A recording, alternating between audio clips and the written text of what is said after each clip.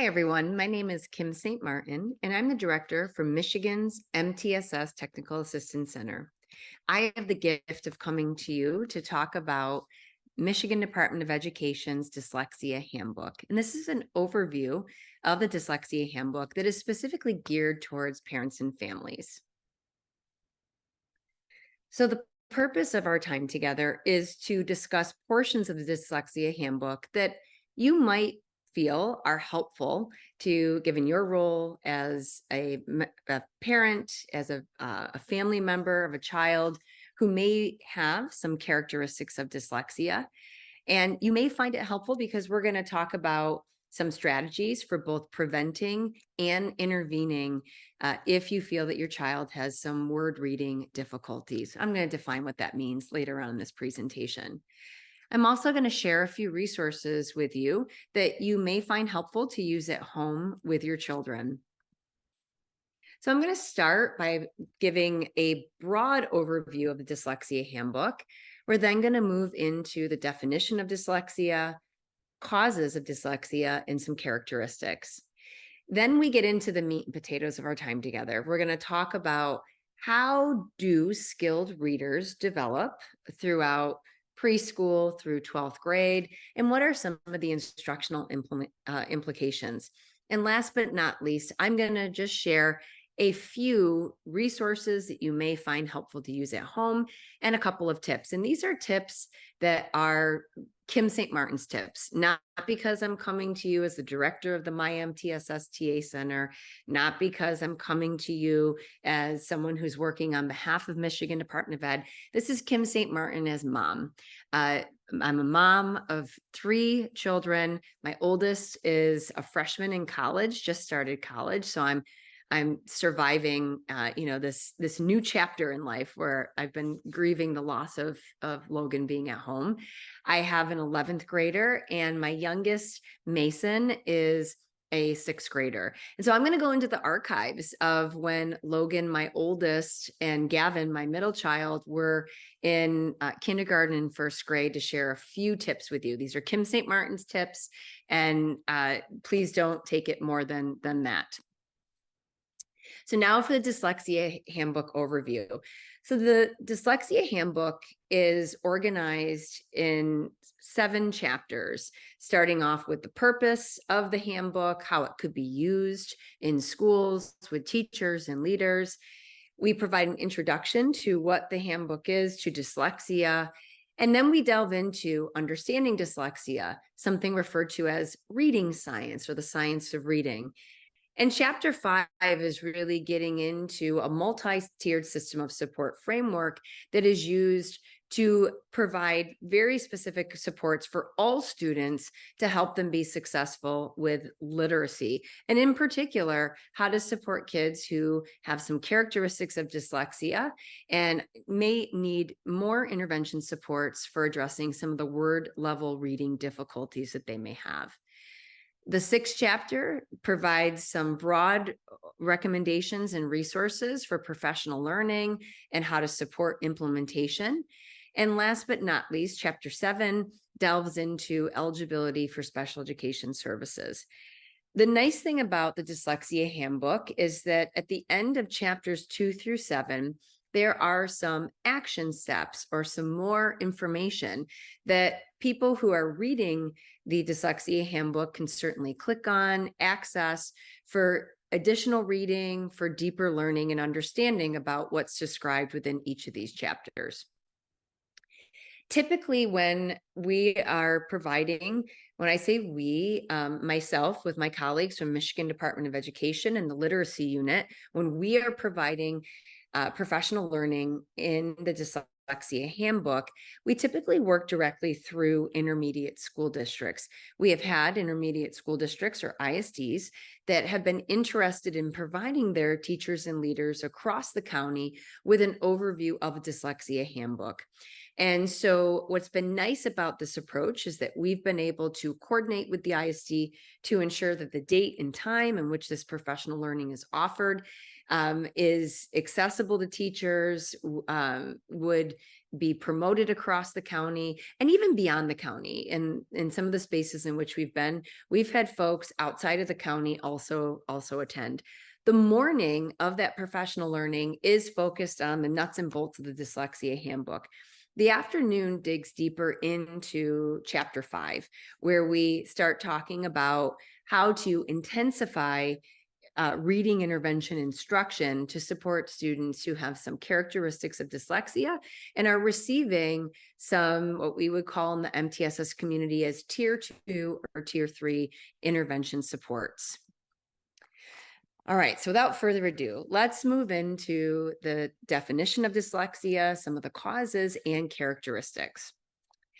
Michigan Department of Education defines dyslexia as a specific learning disorder that is neurobiological in origin, and it's characterized by difficulties in what could be referred to as accurate or fluent word recognition and by poor spelling and decoding abilities.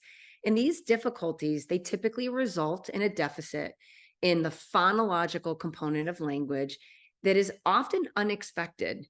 And this is in relationship to other cognitive abilities that your children may have, even though educators have provided effective classroom reading instruction. In addition, this specific reading disorder, it may also include secondary consequences. And those secondary consequences are things like difficulty comprehending what is read, a reduced reading experience, and that can impede students' growth and expansion of their vocabulary and language. It would impact their background knowledge, and it could lead to some social, emotional, and behavioral difficulties. So this definition has been adapted from the International Dyslexia Association and the National Institutes of Child Health and Human Development. The term dyslexia and the term word level reading disability are used interchangeably as we are describing dyslexia in this handbook. Some of the causes of dyslexia have to do with impacting specific regions of the left hemisphere of the brain. And the left hemisphere of the brain is critically important for developing reading. And the left hemisphere of the brain, there are 3 specific regions, and they are responsible for language. They're responsible for our ability to manipulate the sounds in our language, or what we would refer to in the educational space as the phonemes. These are specific regions of the brain that impact our ability to map the spoken sounds, the phonemes, to print, and impacts our ability to instantly recognize printed words. So these 3 regions, the left hemisphere of the brain, are responsible for all of those things. There are genetic factors that influence the prevalence of dyslexia. Between 30% and 50% of children with a parent who has been identified as having dyslexia could also develop this disorder. This slide is an image that displays dyslexic and non-dyslexic brain activation patterns that students may show. And so you just heard me talk about in the previous slide that the 3 regions of the left hemisphere of the brain are critically important for helping humans read. And those 3 regions of the left hemisphere of the brain are depicted here in red, blue, and green circles or ovals. Now, before I talk about this slide again, I'm going to actually share with you a very parent-child friendly explanation of how the brain learns to read, of how these 3 regions of the left hemisphere of the brain work together to develop skillful reading. So the video that I'm about to show you is from Dr. Carolyn Strum. And this is a video that is called A Tale of 3 Cities, The Rise of the Letterbox. And you're going to hear Dr. Strum talk about how she's used this analogy with parents of preschoolers, early elementary children. So it does look more, preschool, younger childish, and that's what it's intended to do. But I can assure you that in the spaces and places in which I've shared this video, I've had several people say, my goodness, this is the most easy to understand explanation of how our minds learn to read. Let me get to that. Okay. So there's Dr. Strum talking about the reading brain. And yes, someone just wrote about phonographics. That's a great method, phonographics, where they talk about letters as pictures of sounds. Exactly. So I'm going to dive now into the visual metaphors and how I've found,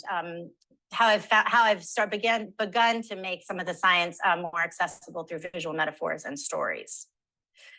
So this is the cartoon model of the brain that I use. And instead, we say, listen, we have our brain, right? And our brain has different areas. One of the areas our brain has is the spoken language regions. And the spoken language regions have two different neighborhoods. So our brain is divided into all these different neighborhoods. One neighborhood is Sound City, and that's where we process sound, and that's where we perceive and pronounce words. And then another area is Meaning Mountains, and that's where we create meaning, right? And store meaning. So these two representations, the pronunciation and the meaning, are stored in Sound City and Meaning Mountains, which compose the spoken language regions. And the big idea is that the foundation of the reading system is in the spoken language region. It all starts in the spoken language region, because we're going to be connecting the visual region of our brain to the spoken language region, right? Our whole knowledge that we're going to bring to text is from our spoken language system. So this is really the foundation of the reading system. And when children are really young, birth through age 3, we want to be building their spoken language, because that's what's going to make them have such fertile ground over here to connect to areas of vision. So I want to point out how Sound City and Meaning Mountains are very connected. So if you just change the ah in bat to ah, change the ah to ah, you end up with ba-ot, which changes the meaning. Right? So you change one little thing in Sound City and you change something in Meaning Mountains. So the message we say and we use this model with kids too, right, is you make one little change in Sound City and that changes Meaning Mountains. Sound City and Meaning Mountains are connected because they're a part of spoken language. Same thing if you change the b in bat to k, you would end up with a cat, right? So one little sound changes meaning. Spoken language regions are intimately tied together. And this is the area that we're building that is the foundation of the reading system. We also explain that we have an area called vision villages, right? So we stay away from the scientific jargon. The scientific term for this is the occipital lobe. And we just don't call it that. We call it vision villages because we don't really believe that families and educators have time to necessarily decipher all the scientific jargon. So we call this vision villages. And vision villages, as we said before, has areas responsible for recognizing objects and areas responsible for recognizing faces, but we don't have an area responsible for recognizing words. So when we see a line and a circle and a circle and a line and another line and a little line, our brain doesn't know what to do with it. It's not a face. It's not an object. It doesn't know what to do with it. It may as well be Greek, right? There are no connections between vision villages and the spoken language regions. So how are we going to get these squiggles, right? How are we going to get these squiggles over to spoken language? And we're going to talk about how we do that. But first, we want to marvel at, oh my gosh, we don't have these connections, right? We're actually asking kids to do something that's very, very difficult. They don't have a part of their brain responsible for recognizing words. And since this is not a face and this is not an object, we need to build these connections somehow to spoken language. So the big question is, how do we connect these areas, right? So that we create one neural form when we read. And as we go through the slides, you're going to see this little air traffic control tower. And that represents executive function and working memory. So I'm not going to get too into those ideas here. That would be a separate talk. But I just want to remind ourselves that with any learning, Executive functioning and working memory is a big part of the process. So you'll see the air traffic controller there, which reminds us that's what's ultimately governing Sound City, Meaning Mountains, Vision Villages, and all of learning is executive function and working memory. And if there's a lot of anxiety, if there's a lot of trauma, if there's a lot of feeling unsafe, if there's a lot of stress outside the brain, right, outside the body going on in a child's environment, that is going to stress the executive function and working memory, which is going to stress all learning and going to overwhelm the process. So that's what the air traffic controller is. And so as we're talking about building the connections, I just want us to always remember that executive functioning is modulating the whole process. So in order to learn to read, the sounds in spoken words need to map to the letters in written words. So we talked about how the spoken language region is the foundation, right? And here we have Vision Villages, and Vision Villages does not know how to respond to something that looks like this, right? So the very first thing we need to do with very young children is develop sound sensitivity, sometimes called phonemic awareness, which is the ability just to perceive sounds in your native language, to perceive sounds in words, and then play with those little tiny speech sounds and words. And this is a huge predictor for learning to read, is kids who can develop a very fine grained appreciation of sounds or sound sensitivity really tend to read earlier and be stronger readers. So the very first thing we need to do is develop sound sensitivity and segmentation, right? What is segmentation? Segmentation is taking a word like bat and separating it into b, ah, being able to hear the first sound. So that's why in a pre-K kindergarten classroom, you might do alliteration or think of words that start with b, or think of words that have ah. What we're doing is we're fine-tuning Sound City, right? Sound City needs to become fine-tuned to really be sensitive to these individual sounds. And then at the same time, what we need to do is retrain those neurons in Vision Villages that are usually used to recognize objects and faces. We have to train them to identify specific letters. So we have to train those to get very, visually tuned to what this is, right? And how it's different from other letters. And then the most amazing thing has to happen. We have to create a mapping between Vision Villages and Sound City. So this illustration here is what we try to convey to kids and families and educators is these are vision neurons and these are auditory neurons, and they're communicating with each other. They're creating this mapping. They're saying, oh, this line and this circle means a b. This line and this circle and this line mean an a, and this line and this line mean a t. And that is a mapping. That is a mapping we're not wired for, but it is a mapping that we need to create in order to read. Because the only way that we're going to get this visual representation to connect over to Meaning Mountains is through Sound City. Because what do these letters represent? They represent sounds. So that's why they have to go through Sound City. There's no way that you can just memorize words. Learning to read is not a visual memorization process. It's a process where we go from letters, where we have to convert letters into sounds. And so we build these strong mappings between individual letters and speech sounds, and the mapping is the key. So we face a challenge in English, especially when learning to read, and it's called mirror invariance. So right here, you see an example of mirror invariance. This is a chair facing to the right, a chair facing to the left, a chair upside down, and a chair upside down the other way. Any way that you put this chair, it's still going to be a chair, right? You're not going to call it by another name because it's flipped a different way. But that principle in our vision system is called mirror invariance. And we have the same thing for faces. A face turned left or right is still going to be a face. But we have to unlearn mirror invariance when we learn to read, because a B flipped the other way is a D or a D, and a D flipped the other way is a P, and a P flipped the other way is a Qu, right? So mirror invariance actually has to be unlearned in order to read. And mirror invariance is a property of our vision system that we come with, again, that we have to unlearn in order to read. And that's why we see kids do reversals, right? And when they're just learning to read, they'll do reversals. So this says Lego, but reverse them. They mirror wrote the L, read, but they mirror wrote the R. This child mirror wrote her whole name, Angela, perfectly. She wrote it perfectly, but she wrote it in the mirror image, right? And this is because what kids are doing is they're applying this principle of mirror invariance. And we actually have to unlearn mirror invariance in order to learn to read. So it doesn't necessarily mean that a child is dyslexic if they're doing reversals. That's a myth that was out there for a long time. What it means is that a child is in the process of unlearning mirror invariance and overcoming this aspect of their vision system.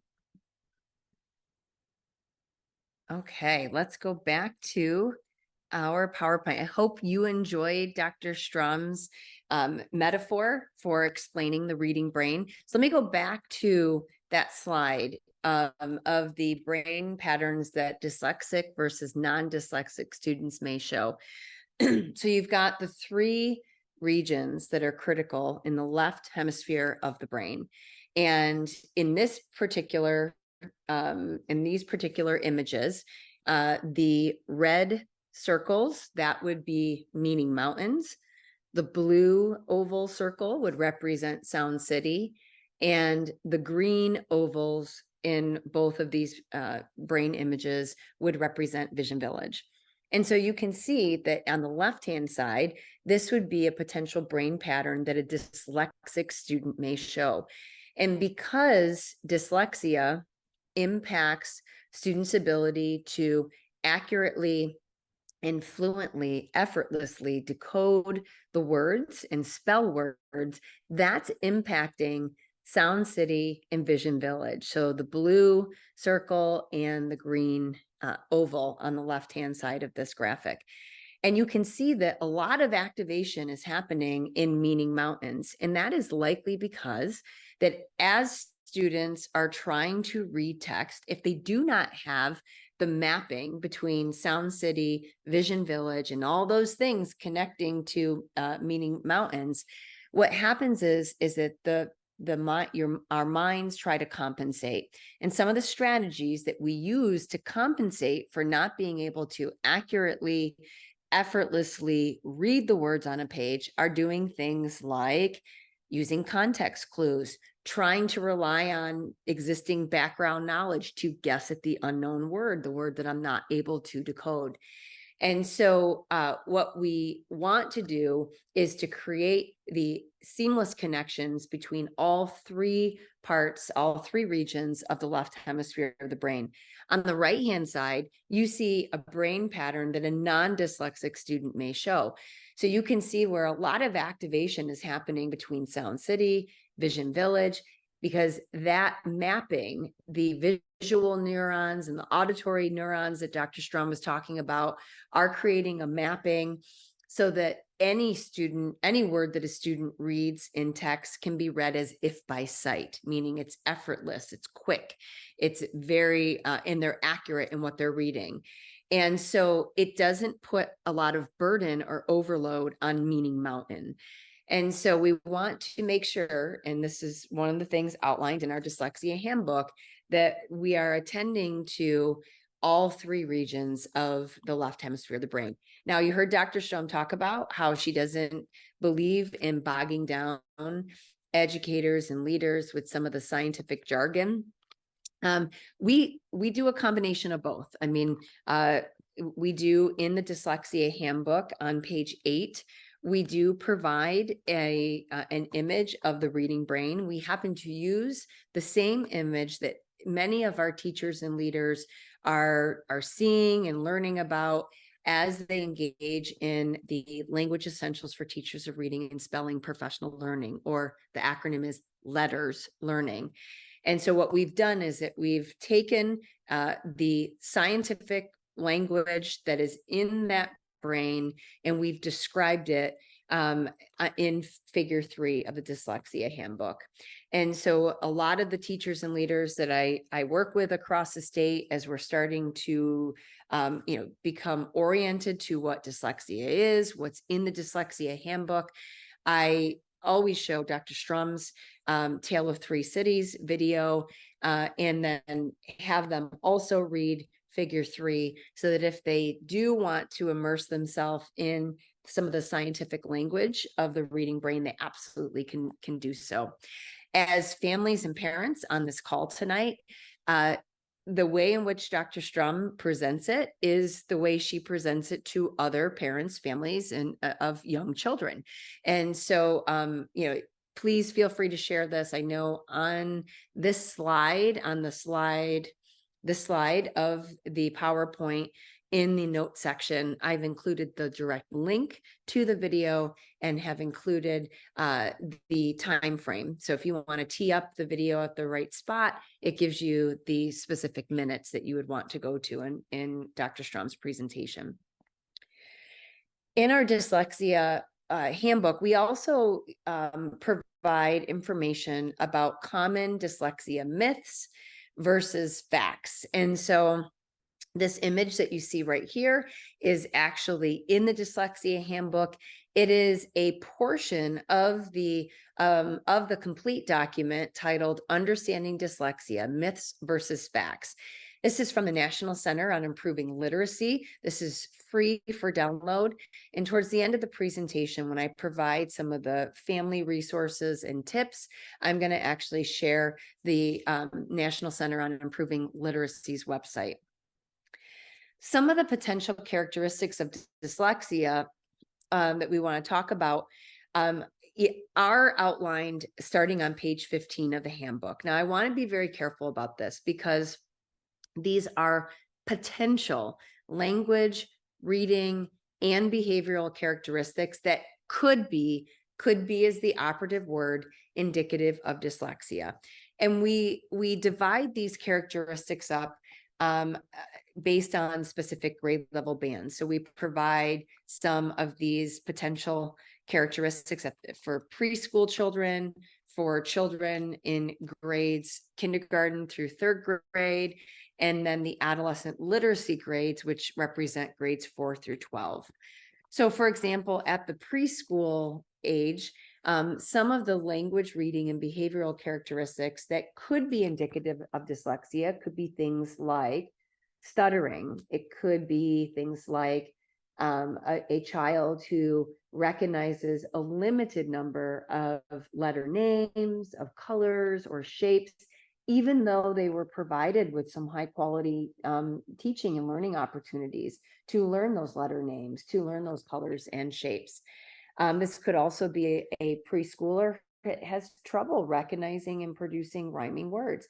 Now, again, I said these are potential characteristics that could be indicative of dyslexia. One of my own children, I actually had two that had a stuttering problem, were receiving speech and language services to address or correct the stuttering. And I can tell you that both of them are typically developing readers. So that's an example of stuttering could be indicative of dyslexia, but is not necessarily automatically assumes that your child's going to have dyslexia or going to be diagnosed with dyslexia. Some of the 4th through 12th grade characteristics that we point out in the Dyslexia Handbook are things like, you can have an adolescent that finds it challenging to understand the text that he or she is reading because they have some underlying oral language difficulties. They don't have very proficient written expression skills that would be compared to other grade level peers. They could certainly avoid reading and writing tasks. And a lot of that avoidance behavior could be because they don't believe that they're going to be successful when they do try to read or try to write something. It is human nature to try to escape or avoid the things that we don't feel that we're going to be successful with. And so this is where that portion of the dyslexia definition, where some secondary consequences could be some of those behavioral difficulties. It's really could be because of escape avoidance behaviors and not wanting to engage in activities that they have historically found to be difficult. You will also see that in a 4th through 12th grader, they could attempt to read multisyllabic words, and they start to read the words in parts, but then they lose the ability to persevere. So they end up guessing at what the rest of the word could be. So again, table 1 on page 15 of our dyslexia handbook does outline some of these potential dyslexia characteristics. And this is the screenshot of table 1. I also added an additional resource for some of my parents and family members of really young children who may be on the call today. So if this particular resource is for children who range from 6 months all the way up to 4 to 5 years old. And so it would be a nice complement to what is in the dyslexia handbook.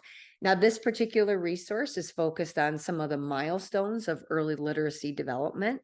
And so it talks about how, motor development would occur, how communication and cognition would occur, and, gives family members some guidance in what you can do as you're interacting with your, your 6-month-old all the way up to 4 to 5 year old child.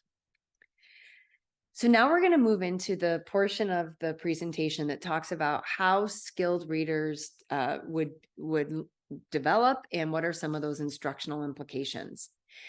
The information in this section of the dyslexia handbook is framed around reading science. The more commonly used term in social media, what you may have heard on television, is the science of reading. And so reading science, or also referred to as a science of reading, this is a cumulative and evolving body of evidence that provides some explanations about reading development, writing development, and some of the related issues associated with reading and writing. And Michigan Department of Education distinguishes between evidence-based practices, and these are evidence-based practices that could be encapsulated or fall within the category of the science of reading or reading science. So we distinguish between evidence-based practices and practices that are informed by scientific theories. Scientific theories are fine. Everything starts as a scientific theory. But the main point to emphasize is that we would love it if our teachers would prioritize, could have curriculum resources and materials that fall within the category of evidence-based practices. And this means that they have been tested, not just once, but they've been tested in a rigorous way and found to be effective to teach children and adolescents how to read and how to prevent reading difficulties.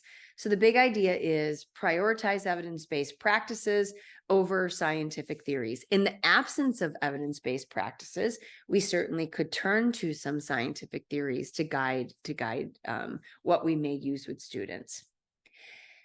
In the professional learning that many of our teachers and leaders are receiving across the state in what could be considered science of reading or structured literacy type professional learning, the visual that helps people understand the non-negotiable components, develop skilled readers, is done using something referred to as the simple view of reading.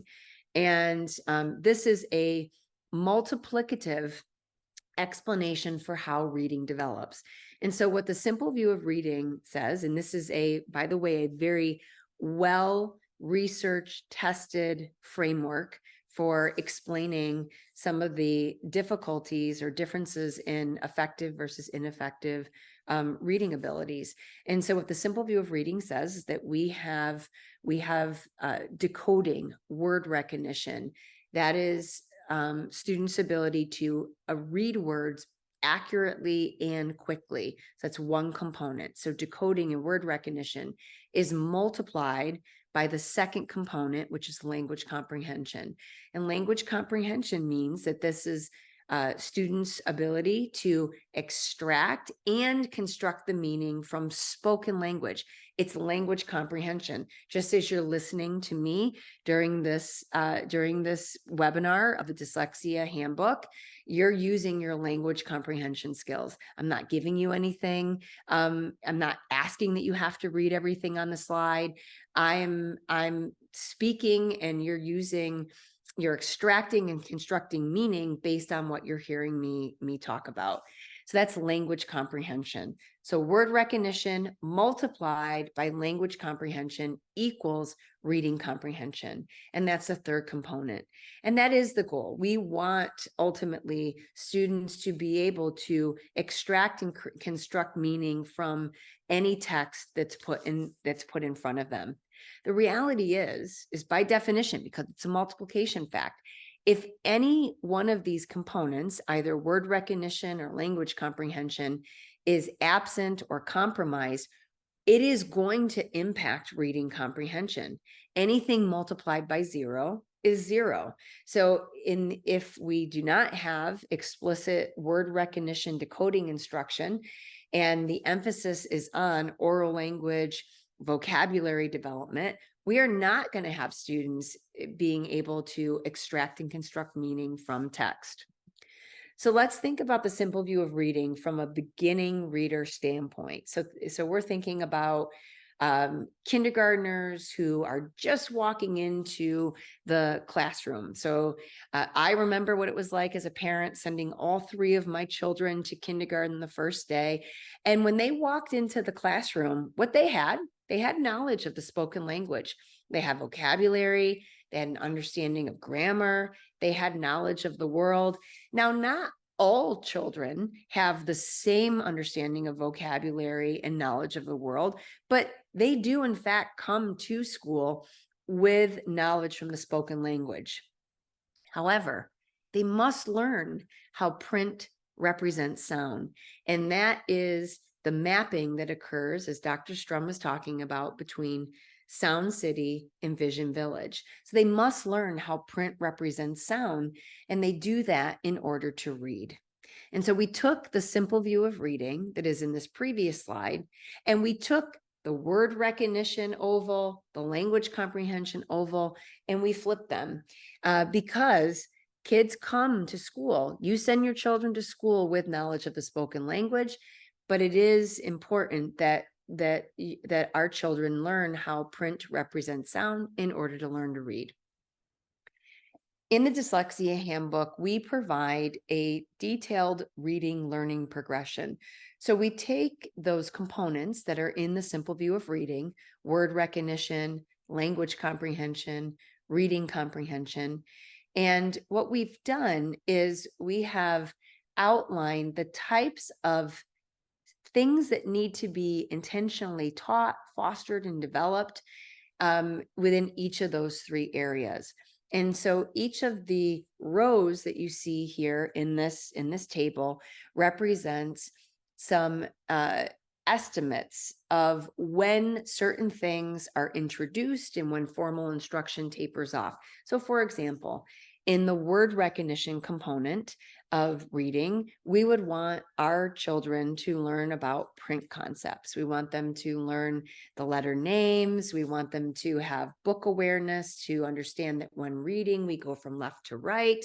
We want them to understand how to hold a book.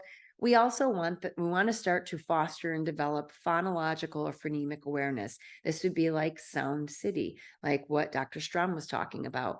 And then we want to be able to create the mapping between Sound City and Vision Village. And that's represented as basic phonics. And as students get older, they learn how to decode multi-syllabic words or multi-syllabic decoding.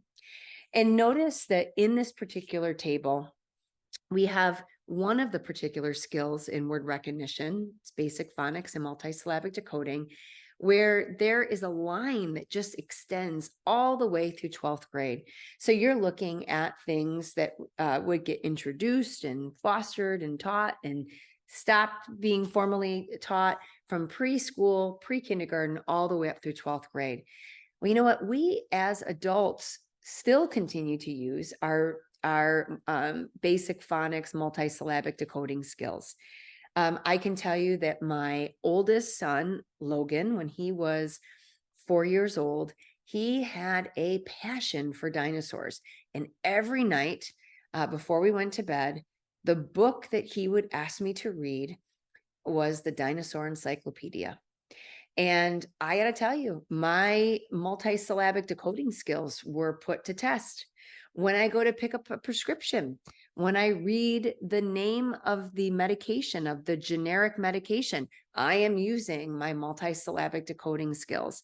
And so there are things that, even though formal instruction isn't happening, we're still continuing to use, refine, and apply these skills in different contexts. In the context of reading the names of dinosaurs and being able to read the name of my prescription medication.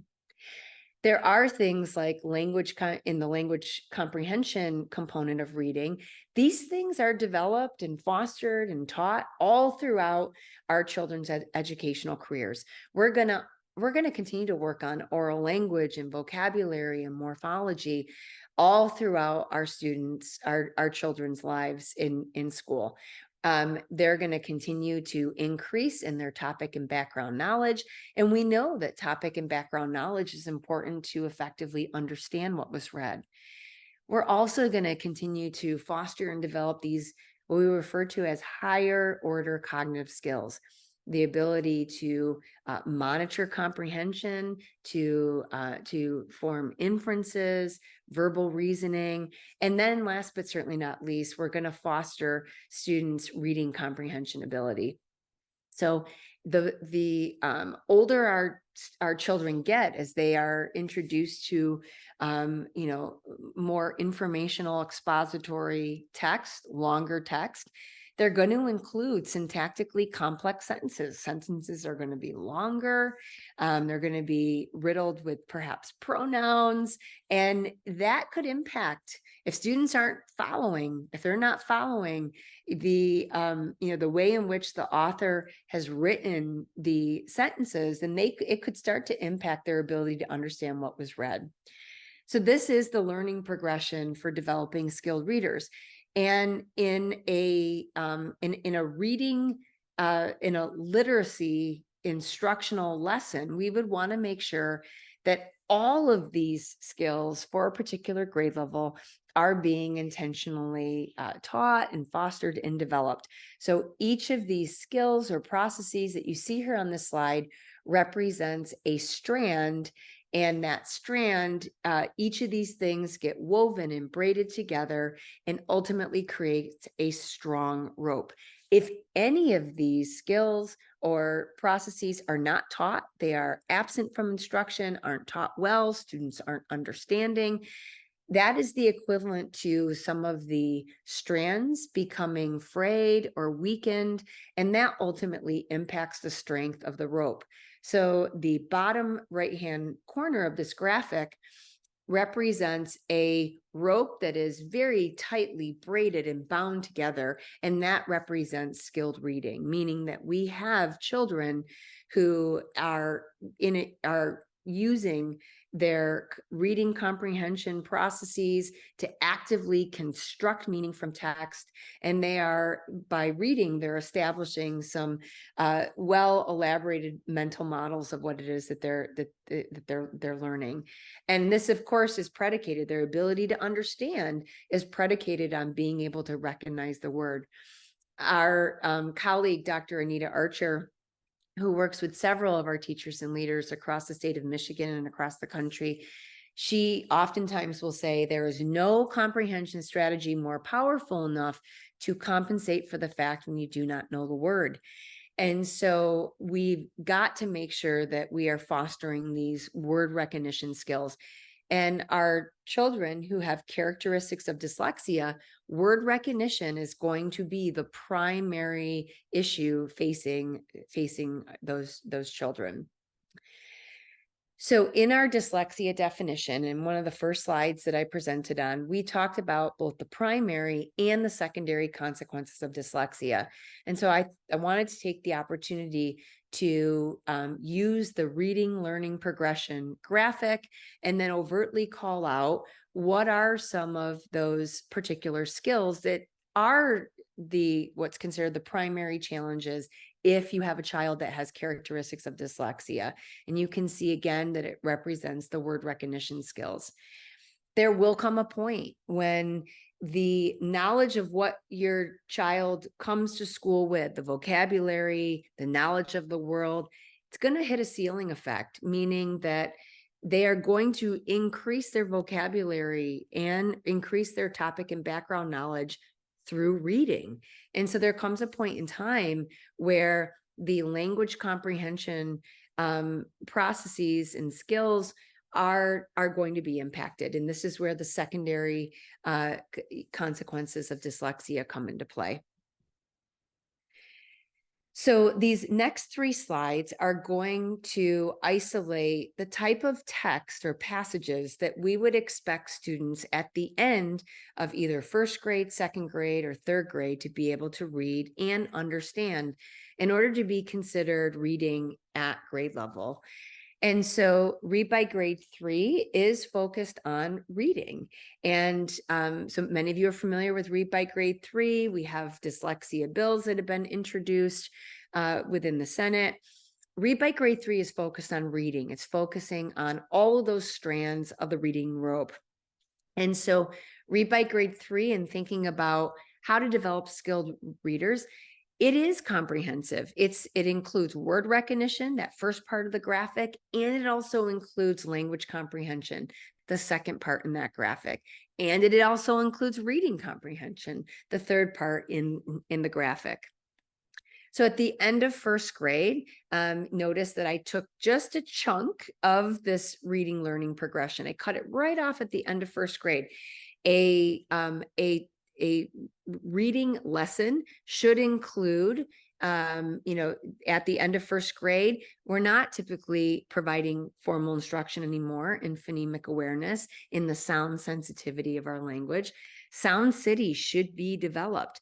We are still providing some decoding instruction. So you see at the end of first grade, that basic phonics multisyllabic decoding bar is still there. We are also continuing to foster oral language, topic and background knowledge, and those higher level cognitive skills.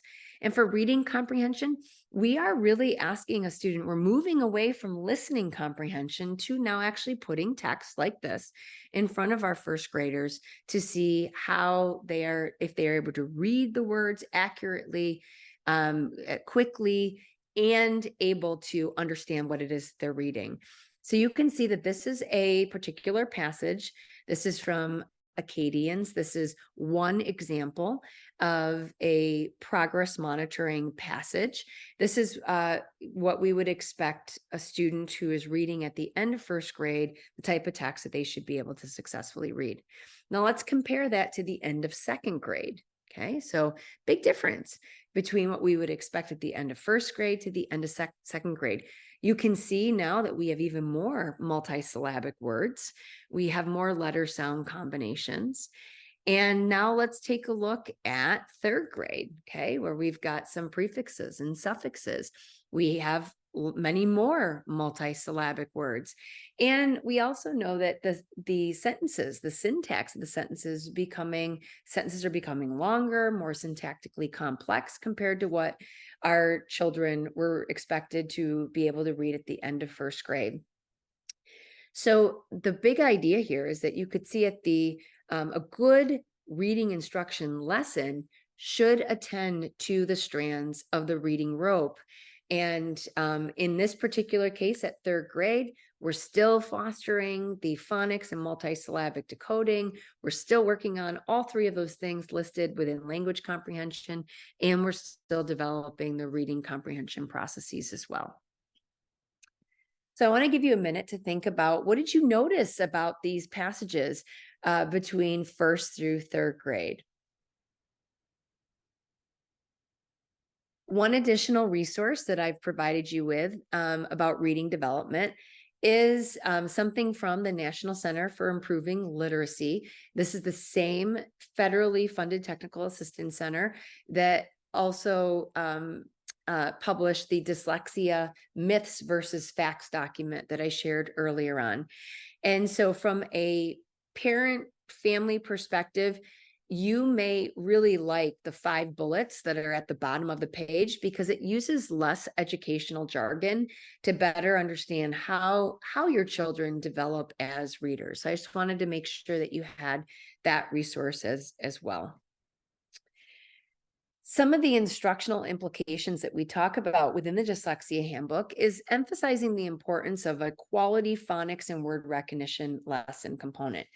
Now, just because a dyslexia handbook is going into a lot of detail about quality phonics and word recognition, and we talk about a code emphasis synthetics phonics approach, this does not mean that we are forgetting about the importance of language comprehension and reading comprehension. Remember, this is a dyslexia handbook, and we're focused on children who may have characteristics of dyslexia. And we know the primary difficulty for children with characteristics of dyslexia specifically touch on those particular skills in the word recognition component of the simple view of reading, of the learning progression slide.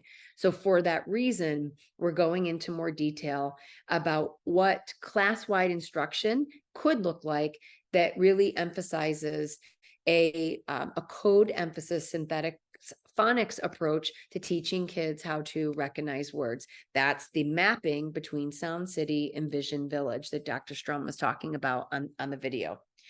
So a code emphasis synthetic phonics approach, it simultaneously teaches phonemic awareness alongside phonics. So when you saw in Dr. Strum's video, she talked about the auditory neurons and the visual neurons. That's what we mean by simultaneously teaching phonemic awareness. We've got students who should be able to hear what the sounds are of the letter combinations that will be the focus of phonics instruction, and they should be able to see those things in print, in the words that they're going to be reading, the words they're going to be spelling. Notice I am talking about incorporating spelling into a quality phonics and word recognition lesson. And the code emphasis synthetic phonics approach is most effective in preventing and intervening with decoding and word recognition difficulties. So within the state of Michigan, our educators, you heard me use this acronym, LETTERS, before, the Language Essentials for Teachers of Reading and Spelling. They have access to learning about structured literacy, learning about some things that fall within the category of reading science or the science of reading. And they can actually sign up for a grant to receive the professional learning and materials for free. I want to be very clear, though, that LETTERS, it's not a curriculum. Okay. So when someone says, where's the research that says teachers who are implementing LETTERS, that there's reading outcomes? LETTERS is not a curriculum. It's not something that I'm going to actually take and I am going to turnkey or turn right around and use with my kids. It does, however, provide me with some strategies like some lesson templates and how to design a high quality phonics and word recognition lesson. It helps me attend to the critical components that the research suggests is effective for being able to help kids decode. And so I, as a teacher, could design my lesson using some of these strategies and materials that I happen to be introduced to through the letters training. Okay, for this final section, I'm going to share a few home resources and tips. And these are Kim St. Martin's home resources and tips. This is me as a mom, a parent of children as they moved up through the early elementary grades. Now, remember, my oldest, Logan, is a freshman in college. Gavin is a junior in high school, and Mason is my youngest in 6th grade. There are many more resources and tips that could probably be shared. I'm only selecting a few, just given my familiarity with some of them. So the first resource I want to share is for early reading. I have a lot of parents who ask me about what they could use at home to support reading practice, reading development, word recognition skills. And sortagories is something that I've had the gift of learning about through the authors Nancy Eberhardt and Cheryl Ferlito. I actually have a subscription. I have a colleague and a friend whose kindergarten daughter is actually using the subscription because I was interested in seeing how it could really support parents and families at home with their children's reading development. So Sortagories is a reading practice app, and it aligns with evidence-based reading practices to prevent reading difficulties and to intervene if there are difficulties. I've included the website. I've also included a very brief YouTube clip that gives you an overview of sortagories. The second thing I want to say, as a parent, I used to use for my own kids, and again, my kids are older, so I'm dating myself, but I used to use Headsprout, and I made sure that my kids, as they started kindergarten, we're well into Headsprout. Headsprout has 80 lessons. It follows a scope and sequence of phonics and word recognition skills. And my goal by the end of kindergarten was to make sure that my children were at least at lesson 40 of Headsprout. And Headsprout also came with decodable text, and which you're in one of the tips I'm going to share in a few slides. You're going to see how I leverage those decodable text even in the school space. The second resource that I have for you here on the slide is from the National Center for Improving Literacy. This is the Parents and Families resource page that includes some really nice infographics for families about tips and about what to help support your child at home with their reading development, some questions that you may want to ask as you are wanting to have conversations with schools about how your kids are learning to read. It's also full of some very short, digestible videos of literacy experts talking about things that parents can do at home with their children. And so that's another resource. I should have also mentioned, I gave a nod to Sortagories, I've given a nod to Headsprout, but I also have many colleagues who've used things like teaching your kid to read in 100 easy lessons. I never used it, but I know of some colleagues who have. And so just wanted to throw that in as well. These final two slides are my own tips and ways to proactively communicate and advocate at school for your children's reading development. And I think the most important piece to remember is the importance of assuming positive intentions. I'm a former teacher. I fully admit that in my pre-service training, when I was in college, I did not learn about the science of reading. Many of the evidence-based practices that I was taught weren't actually evidence-based practices. They were whole language balanced literacy type practices where I was promoting, actually encouraging kids to guess and use context. Like guess when I would cover a word, or for high frequency words that were on word walls, drawing shapes around the word. The premise there was that if kids could remember the shape of the word, it would help them be able to read the word. And that is just baloney. There's no evidence to support that whatsoever. The important thing is that when you know better, you do better. And we have a lot of educators and leaders that maybe didn't have the gift of learning about scientifically based reading research or science of reading science.